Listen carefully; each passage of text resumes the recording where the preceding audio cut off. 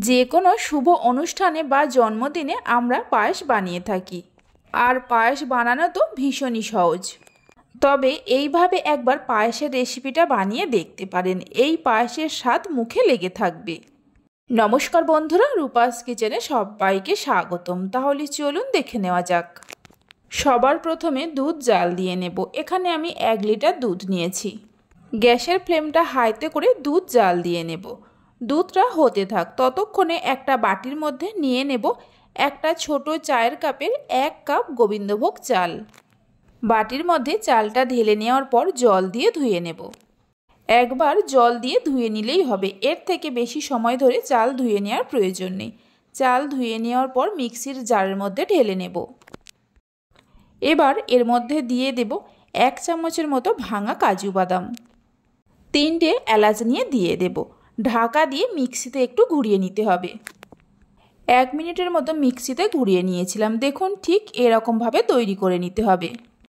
মানে একদম মিহি করে গুঁড়ো করব না, একটু দানা দানা থাকবে। এদিকে দুধটাও মিনিট 5-6 সময় ধরে জাল দিয়ে নিয়েছিলাম, আগের থেকে একটু ঘন হয়ে গেছে।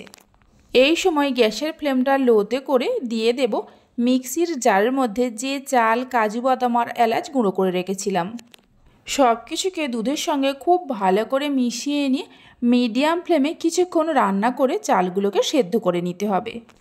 মাঝে মধ্যে একটু নাড়াচাড়া করে দিতে হবে, তা না হলে তলায় লেগে যেতে পারে। প্রায় 10-12 মিনিট সময় ধরে রান্না করে নিয়েছিলাম। দেখুন, চাল প্রায় সেদ্ধ হয়ে গেছে, তবে পুরো সেদ্ধ হয়নি, 80% সেদ্ধ হয়েছে। এবার দিয়ে দেব 1 বাটির মতো চিনি। ওজন হিসাবে 150 গ্রামের মতো চিনি আছে। চিনি দেওয়ার পর দিয়ে দেব 3 চামচের মতো গুঁড়ো দুধ।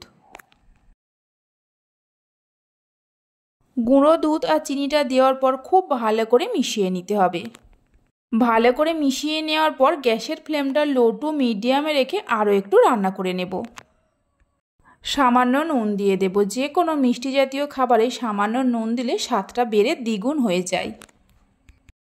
এইভাবে পায়েস যাকেই বানিয়ে খাওয়াবেন আপনার প্রশংসা করতে বাধ্য হবে, এতটাই সুস্বাদু হয়। আরও মিনিট 4-5 সময় ধরে রান্না করে নিয়েছিলাম। দেখুন, চালগুলো খুব ভালোভাবে সেদ্ধ হয়ে গেছে। আর পায়েসটা দেখুন অনেকটা ঘন হয়ে গেছে। এর থেকে আর বেশি ঘন করব না, কারণ ঠান্ডা হয়ে যাওয়ার পর আরও একটু ঘন হয়ে যাবে। একটা মিক্সিং বোলের মধ্যে ঢেলে নেব। পায়েসটা ঢেলে নেওয়ার পর ওপর দিয়ে অল্প করে পেস্তা বাদামের গুঁড়ো দিয়ে দেব।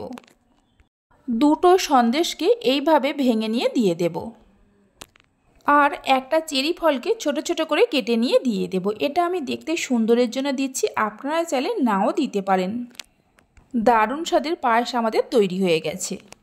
এই পায়েসটা ঠান্ডা খেতে অসম্ভব ভালো লাগে, তাই 1 ঘন্টার মতো ফ্রিজে রেখে দেব। 1 ঘন্টা পর ফ্রিজ থেকে পায়েসটা বের করে নিয়ে এসেছি। দেখুন পায়েসটা কত সুন্দর হয়েছে। আমার রেসিপি আপনাদের ভালো লেগে থাকলে অবশ্যই একটা লাইক করবেন, বন্ধুদের সঙ্গে শেয়ার করবেন। ভালো লাগলে চ্যানেলটি সাবস্ক্রাইব করে পাশে থাকা বেল আইকনটি প্রেস করবেন নতুন রেসিপির আপডেট পাওয়ার জন্য। তাহলে চলুন ভিডিওটা আমি এখানেই শেষ করছি। আপনারা সবাই ভালো থাকবেন, সুস্থ থাকবেন। ধন্যবাদ।